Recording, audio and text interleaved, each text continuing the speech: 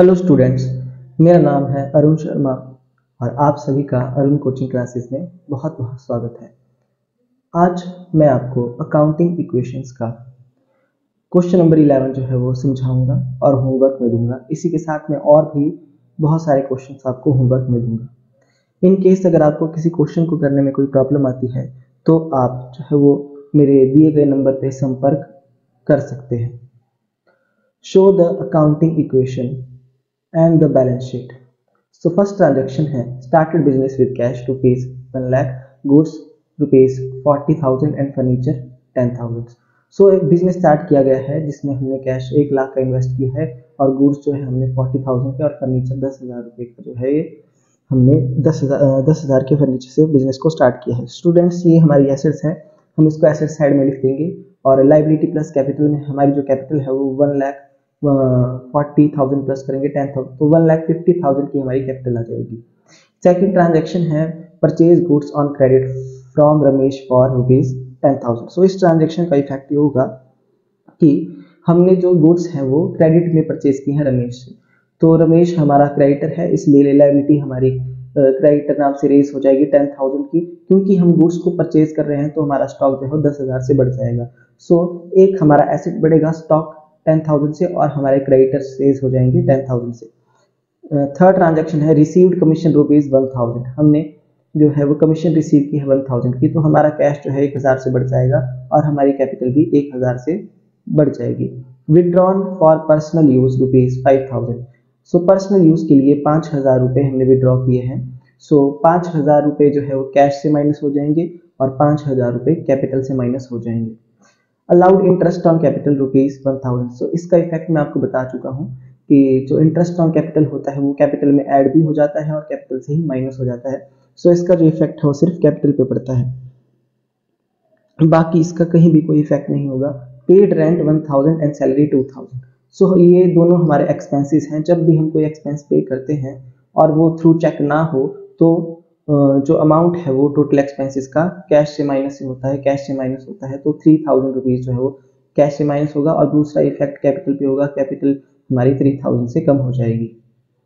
Next transaction है next question है question number 12। From the following transaction develop an accounting equation and present in the balance sheet. So आपको accounting equations भी मतलब इसमें accounting equation का format बना के इस सम को सॉल्व भी करना है और साथ में इसकी बैलेंस शीट भी प्रिपेयर करनी है। सो फर्स्ट ट्रांजैक्शन है यश ने स्टार्ट किया है बिजनेस कैश और गुड्स से, तो एसेट हमारे बढ़ जाएंगे 20,000 से कैश और गुड्स 5,000 से और कैपिटल जो है हमारी 25,000 आ जाएगी। नेक्स्ट ट्रांजैक्शन है गुड्स हमने विड्रॉ किए हैं 500 रुपीज के और कैश विड्रॉ किया है 250 का पर्सनल यूज के लिए। स्टूडेंट, ये दोनों ड्राइंग्स हैं। जब भी हम गुड्स को विड्रॉ करेंगे तो जो हमारा अमाउंट है 500 का वो स्टॉक से माइनस होगा और जो 250 अमाउंट है कैश वाला वो कैश से माइनस हो जाएगा और हमारा जो टोटल अमाउंट है 750 रुपीज वो कैपिटल से माइनस होगा। नेक्स्ट ट्रांजेक्शन है salary rupees 500 paid in cash. तो सैलरी पे की गई है कैश में, तो हमारा जो कैश है वो 500 रुपये से कम हो जाएगा और हमारी कैपिटल भी 500 रुपये से कम हो जाएगी। Cash lost by theft rupees 250 and goods lost by fire rupees 1,000।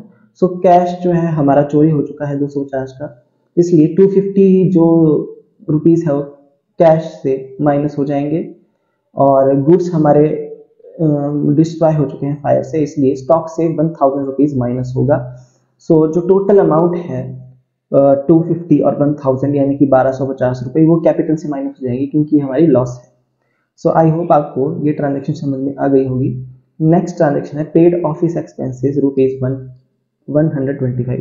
तो हमने ऑफिस एक्सपेंस पे किया है। जैसा कि मैंने आपको बताया कोई भी एक्सपेंस आप पे करें तो अगर वो कैश में है या थ्रू चेक नहीं लिखा है तो जो अमाउंट है वो कैश से माइनस होगा। कैश हमारा 125 रुपीज से कम हो जाएगा और कैपिटल हमारी 125 रुपीज से कम हो जाएगी और हम कमीशन रिसीव्ड कर रहे हैं, ये हमारी इनकम है। सो 125 रुपीज से हमारा कैश बढ़ जाएगा और 125 रुपीज से हमारी कैपिटल कम भी बढ़ जाएगी। 125 रुपीज से हमारी कैपिटल बढ़ जाएगी। इन केस अगर एक्सपेंस पे होता है तो कैश माइनस होता है और कैपिटल माइनस होती है और कमीशन रिसीव्ड यानी कि इनकम रिसीव्ड होती है तो कैश प्लस होता है और कैपिटल प्लस हो जाती है। ये था क्वेश्चन नंबर 12 और मैंने आपको ये क्वेश्चन अच्छे से समझा दिया है। सो आप इस क्वेश्चन को होमवर्क में करेंगे और साथ में इसकी बैलेंस शीट भी बनाएंगे। नेक्स्ट क्वेश्चन है prepare accounting equation from the following. So started business with cash rupees 1 lakh and goods rupees 20,000। सो इस ट्रांजैक्शन का जो ये इफेक्ट होगा कि हमारा जो कैश है वो 1 लाख से बढ़ जाएगा और गुड स्टॉक हमारा 20,000 रुपीज का आ जाएगा एसेट साइड में, और हमारी कैपिटल जो है वो 1,20,000 रुपीज की आ जाएगी।